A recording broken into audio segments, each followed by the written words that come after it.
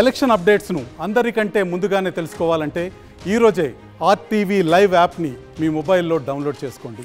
చింతల్ కల్పన సొసైటీలో real estate Madhu అందరికీ సుపరిచితుడైన వ్యక్తి, అతను హత్య చేయబడ్డారు. దీని మీద సంచలనమైన వార్తలు అయితే బయటకు వస్తున్నాయి. ఇదంతా కూడా ప్రేమ వ్యవహారం అని పూర్తిగా అయితే తెలుస్తుంది, సమాచారం వస్తుంది. దీని ప్రకారం ఏదైతే తల్లిదండ్రులు ఉన్నారో ఇది ఖచ్చితంగా కాదు అని తల్లి ఖండించడం అయితే జరుగుతుంది.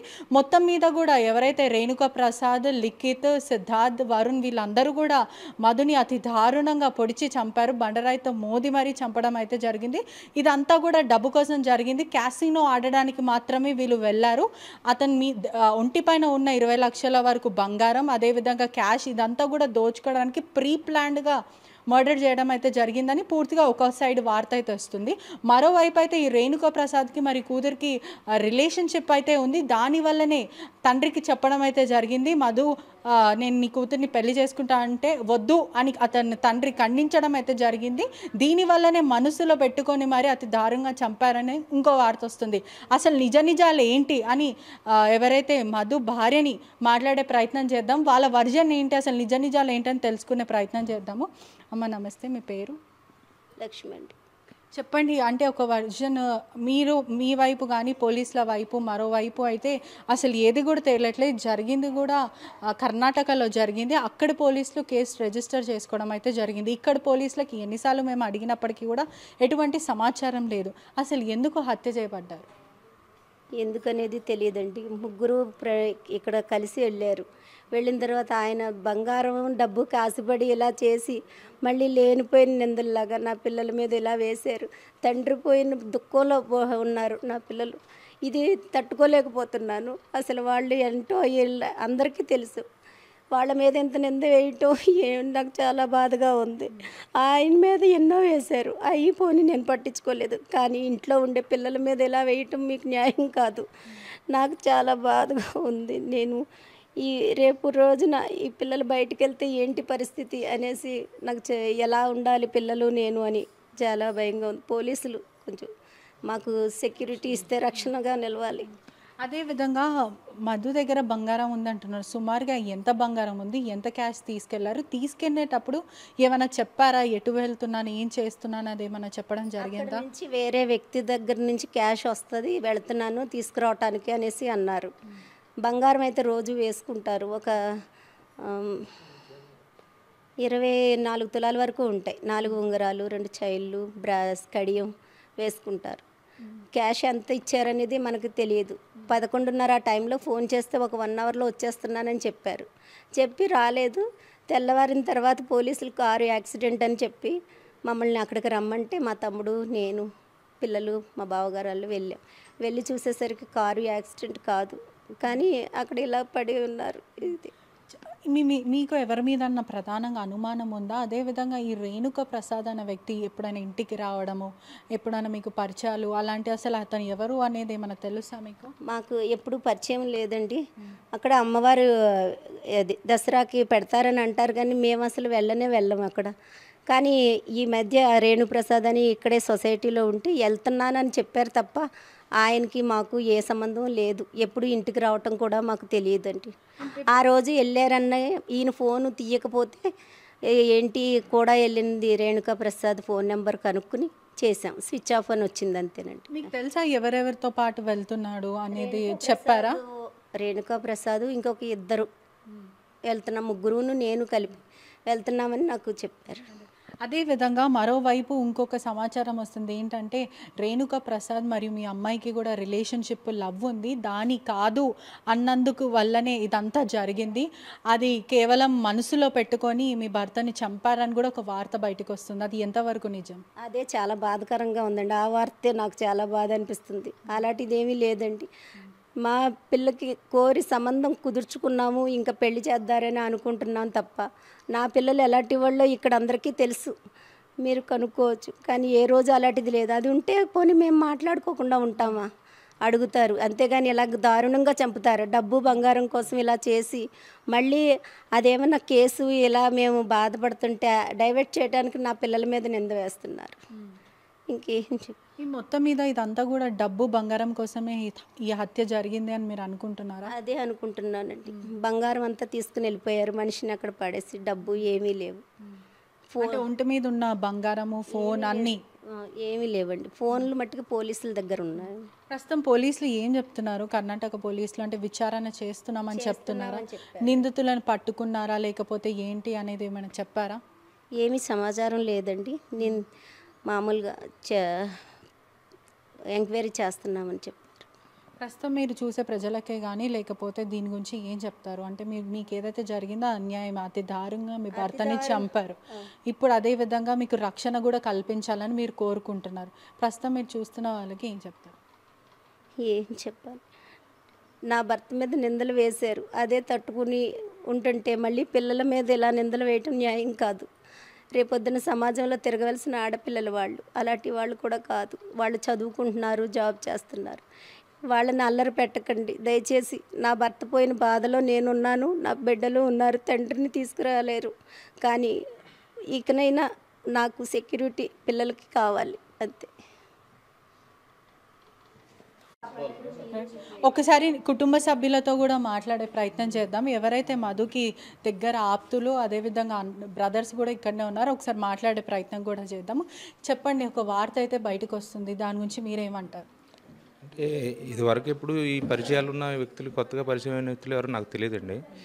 అయితే కర్ణాటక వెళ్తున్నామని చెప్పేసి నిన్న మధ్యాహ్నం మా బ్రదర్కి చెప్తుంది జరిగింది.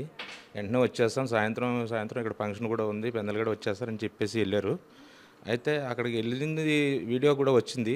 తిరిగి వచ్చే దారిలో వీళ్ళు డబ్బు బంగారం గురించి చేశారో ఏం చేశారో తెలీదు. ఈ పిల్లల విషయాల గురించి అసలు ఏమీ లేదు. మళ్ళీ ఇది జరిగిన తర్వాత పాపని ప్రేమిస్తున్నాం, అది కాదన్నందుకు టార్చర్ తోటి 2-3 సార్లు చెప్తే వినలేదని హత్య చేసామంటున్నారు.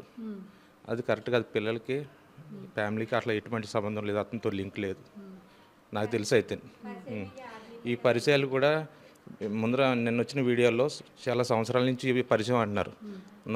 మేమంతా 22 సంవత్సరాల స్నేహితులు. రేణుక ప్రసాద్కి మరి మధుకి ఎప్పటి నుంచి ఫ్రెండ్షిప్ కానీ లేకపోతే ఫ్రెండ్షిప్ అయినా లేకపోతే ఎంత ఏజ్ డిఫరెన్స్, మరి ఏంటి అనుచరుడా లేకపోతే 30 years ఉండొచ్చు ఆయనకి.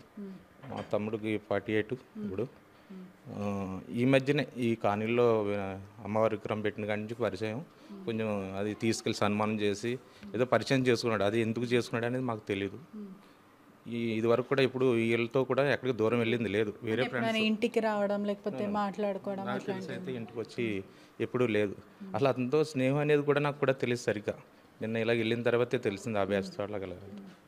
ఏదైతే ఈరోజు కొన్ని న్యూస్ ఛానల్స్లో వస్తున్నాయో, ఇట్లా ఎవరైతే తను రేణుకా ప్రసాద్ అనే బాబు ఉన్నాడో తనకి ఇక్కడ మధుగారి వాళ్ళ పాపకి మధ్య ఏదో లవ్ వ్యవహారం ఇవన్నీ ఉన్నాయని అంటున్నారు. అవన్నీ మాకు తెలిసి అయితే అటువంటి వ్యవహారాలు అయితే ఏమీ లేవండి. నా ఒపీనియన్ ప్రకారం అటువంటి లవ్ వ్యవహారాలు ఉండి గతంలో మధుగారు కనుక ఒప్పుకోకపోతే మళ్ళీ అదే పర్సన్ని మళ్ళీ బయటికి తీసుకెళ్ళటం జరగదు. అది కూడా ఒక ప్రశ్నగా మారింది. ఒకవేళ నిజంగానే ఆ లవ్ ఇష్యూ వీళ్ళిద్దరి మధ్యన వచ్చి మధు ఖండించడం జరుగుంటే ఎందుకని వీళ్ళిద్దరు కలిసి వెళ్ళారన్న ప్రశ్న కూడా వస్తుంది. అవును మేడం, మేమనేది కూడా అదే. సో గతంలో ఒకవేళ మధుగారితో అతను అడిగి మీ పాపను మేము మ్యారేజ్ చేసుకుంటాము ఖచ్చితంగా చేయండి అని అంటే అదే టైంలో మధుగారు ఖచ్చితంగా అతన్ని బయట పక్కకు సపరేట్ పెట్టవచ్చు. మళ్ళీ అతనితోనే వెళ్ళాడు అని అన్న దాంట్లోనే మనకి ఆన్సర్ తెలుస్తుంది. ఇది కేవలం ఏంటి అని అంటే పిల్లలకు, సో చదువుకునే పిల్లలండి. సో సమాజంలో ఒక ఆడపిల్ల అనేది రేపు బయటికి రావాలి అని అంటే భయపడుతున్నారు. సో ఇప్పుడు వాళ్ళ కుటుంబ సభ్యులు కేవలం మా లక్ష్మి గారు వచ్చేసరికి వాళ్ళ భర్తను కోల్పోయారని, పిల్లలు వాళ్ళ తల్లిని కోల్పోయారనే బాధలో ఉన్నారు. అటువంటి బాధలో ఉన్నప్పుడు మళ్ళీ రేపు సమాజంలో ఆ పిల్లలు బయటికి వెళ్ళాలి అని అన్నా కానీ, ఇప్పుడు మీ అందరి మీడియా సమక్షంలో ఆల్రెడీ ఆ పాపకి ఎంగేజ్మెంట్ అయింది అది ఇదని చెప్తున్నారండి. యాక్చువల్గా ఎంగేజ్మెంట్ అయితే ఏం జరగలేదు. కాకపోతే మ్యారేజ్ ఇట్లా అనుకున్నారు, ఆ పెద్దలు ఈ పెద్దలు కలిసి అనుకున్నారు. సో మధుగారికి కొన్ని బిల్డింగ్ కన్స్ట్రక్షన్స్ అవి ఉన్న తర్వాత కంప్లీట్ అయిపోయిన తర్వాత మ్యారేజ్ చేద్దామని అనుకున్నారు. సో అటువంటి వ్యవహారాలు అయితే ప్రేమ వ్యవహారాలు అయితే నాకు తెలిసి అయితే ఏం లేవండి. సో దీనికైతే కంప్లీట్గా ఇది. కాకపోతే సమాజంలో రేపటి రోజున ఆడపిల్లలు ఎలా తిరుగుతారు అనేదే మా అక్కగారు మా అదే విధంగా ఇప్పుడు బంగారం కోసమే ఇది జరిగిందని మీరు చెప్పడం అయితే జరుగుతుంది.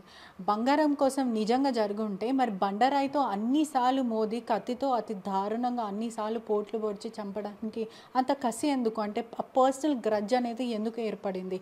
చంపే విధానం కూడా ఒంటిపైన ఉన్న గాయాలే కానీ బండరాయితో మొహం పైన మోదడం కూడా చాలా కసితో చేస్తారు. దొంగతనం చేసిన వాళ్ళు మరీ అంత క్రూరంగా చంపరు జనరలీ. అంటే కొట్టడం కానీ లేకపోతే ఇంకేదో చేసి భయపెట్టి లాక్కునే ప్రయత్నం చేస్తారు దొంగతనం అయ్యి ఉంటే. ఇంకా తెలిసిన వ్యక్తి దొంగతనం చేశాడు అని అంటే కొంచెం భయపట్టి ఏదో చేస్తుండే కానీ మరి అంత క్రూయల్గా ఎందుకు చంపాల్సి వచ్చింది? మేము కూడా అదే ఇదిలో ఉన్నామండి. సో ఒకవేళ నిజంగా బంగారము ఉంటే తీసుకొని వెళ్ళాలి, కానీ ఒక మనిషిని అంత కిరాతకంగా ఎందుకు చంపారు అనే మాకు ఇప్పటికి కూడా అర్థం కావట్లేదు. మేము అదే బాధలో ఉన్నాం, ఎందుకు ఇట్లా జరిగింది అనే బాధలో ఉన్నాం. కుటుంబ సభ్యులకు తెలిసి ఉంటుంది కదా పాత కక్షలు ఏమైనా ఉన్నాయా లేకపోతే ఏ ఉన్నాయా అనేది ఒక తెలిసి ఉంటుంది కదా. పాత కక్షలు అయితే ఏమీ లేవండి. అతను మధుగారు అనే వాళ్ళు అందరితో కలిసిమెలిసి ఉంటారు. కొంచెం ఫ్రెండ్ సర్కిల్లో ఫ్రెండ్స్ ఉంటారు, కానీ ఇటువంటి పాత కక్షలు ఏం లేవు. మాకు కూడా ఇప్పటికీ అదే అనిపిస్తుంది, అంత కిరాతకంగా ఎందుకు జరిగింది, ఏం జరిగింది, దాని వెనకాల ఇంకేమైనా కారణాలు ఉన్నాయా అనేది కూడా మాకు పోలీసుల ద్వారా సమాచారం తెలుస్తుంది. అని పోలీసులు ఏమంటున్నారు ప్రస్తుతం? అంటే దర్యాప్తు చేస్తున్నాం అంటున్నారా? ఇంకేమైనా ఇన్ఫర్మేషన్ ఇచ్చారా? చంపింది ఎవరు, ఎందుకు ప్రధానంగా చంపాల్సి వచ్చిందని ఏదైనా చెప్పడం జరిగిందా? పోలీసులు మేము ఇంట్రాగేషన్ చేస్తున్నాం అంటున్నారండి. కర్ణాటక బీదర్ పోలీసులు అయితే ప్రజెంట్ కేసు అక్కడ యాక్చువల్గా అక్కడ పోస్ట్ మార్టం జరిగింది, ప్లస్ అక్కడే చనిపోవడం జరిగింది, పోలీస్ స్టేషన్లో రిపోర్ట్ అయింది. మేము జీడిమెట్ల పోలీసులు ఏదైతే ఉన్నారో వాళ్ళ సహకారంతో మేము అతి త్వరలోనే ఇన్వెస్టిగేషన్ పూర్తి చేసి మీకు పూర్తి సమాచారం అసలు ఎందుకు జరిగింది, ఒకవేళ వాళ్ళు చంపారా లేకపోతే ఇంకేదైనా జరిగిందా, దానికి వెనక వేరు కారణాలు వేరే ఉన్నాయా అని చెప్పేసి మాకు సమాచారం ఇస్తా అంటున్నారండి. మేము ఆ సమాచారం పోలీసులు ఇవ్వమనండి. దాని గురించి అయితే మాకు ఏం జరిగిందనేది మధుగారి మీద అనేది ఇన్వెస్టిగేషన్లో తెలుస్తుంది. మా బాధల్లా కేవలం ఏంటి అని అంటే ఆడపిల్లలకి ఇలా వచ్చింది, మళ్ళీ రేపు సమాజంలో వాళ్ళు ఎలా తిరుగుతున్నారనేదే మా పోయిన మనిషిని అయితే ఎలా తిరిగి తీసుకొని రాలేము. కాకపోతే ఏంటి అని అంటే సమాజంలో ఇవాళ న్యూస్ చూసిన తర్వాత ఇద్దరు ఆడపిల్లలు కనీసం ఆహారం కూడా తీసుకోకుండా వాళ్ళు చాలా బాధపడుతున్నారు. రేపు వాళ్ళ భవిష్యత్తు ఏంది అనేదే మాకు ప్రస్తుతం ఉన్న క్వశ్చన్స్. అంతే తప్ప మేము మధుగారికి ఎలా జరిగింది, వెనక ఏం చేశారు అనేది అయితే మాకు కూడా తెలియదండి. సో దాన్ని పోలీసులు ఇంట్రాగేషన్ చేసి మాకు సమాచారం అందిస్తే మాకు ఎటువంటి ఇది లేదు. మా బాధల్లా ఆ పిల్లల్ని ఏం లేకుండా కొంచెం ప్రొటెక్షన్ ఇవ్వగలుగుతారని, పోలీసులు ప్రొటెక్షన్ ఇవ్వాలని మా కోరిక. కుటుంబ సభ్యులు ఏదైతే చెప్తున్నారో దాన్ని తీవ్రంగా ఖండించడం అయితే జరుగుతుంది. ఇదంతా కూడా ప్రేమ వ్యవహారం కాదు, మొత్తం మీద కూడా ఇదంతా డబ్బు కోసమే. అతని ఒంటి మీద ఉన్న నగలు, బంగారం, అదేవిధంగా డబ్బులు తీసుకునే ప్రయత్నం అయితే చేశారు. ఖచ్చితంగా ఇది ప్రేమ వ్యవహారమే కాదు. రేణుక ప్రసాద్ అనే వ్యక్తికి మాకు ఎటువంటి సంబంధం అయితే లేదు. ఏదైతే ప్రేమ వ్యవహారం అని ఏదైతే ఉందో అది ఖచ్చితంగా కొట్టివేస్తున్నారు. ఇదంతా ఫేక్ న్యూస్. దయచేసి ఇలా ఇద్దరు ఆడబిడ్డల పైన చెప్పకండి అని వాళ్ళు చెప్పడం అయితే జరుగుతుంది. మనకున్న సమాచారం మేరకు ప్రేమ వ్యవహారం అనేది వెలుగులోకి అయితే వస్తుంది. అసలు ఖచ్చితంగా కుటుంబ సభ్యులు మాత్రం ఇదంతా కాదు, కేవలం ఇదంతా కేసుని తప్పుదోవ పట్టించే ప్రయత్నం అయితే చేస్తున్నారని కుటుంబ సభ్యులు చెప్పడం అయితే జరుగుతుంది.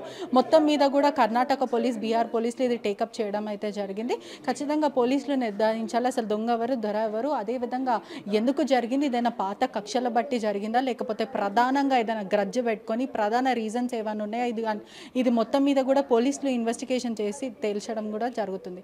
కెమెరామ్యాన్ వంశీతో పట్రిషా రిపోర్టింగ్, RTV హైదరాబాద్. మరిన్ని వీడియోస్ కోసం ఛానల్ ని సబ్స్క్రైబ్ చేయండి, లేటెస్ట్ అప్డేట్స్ కోసం వాట్సాప్ ఛానల్ ని ఫాలో చేయండి అండ్ లింక్ డిస్క్రిప్షన్ లో ఉంది.